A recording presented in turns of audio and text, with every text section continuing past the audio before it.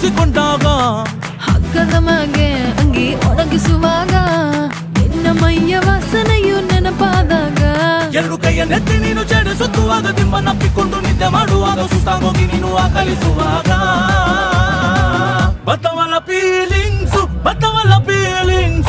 ಬಂದು ಮುಚ್ಚಾಗ್ತಾವೆ ಫೀಲಿಂಗ್ಸು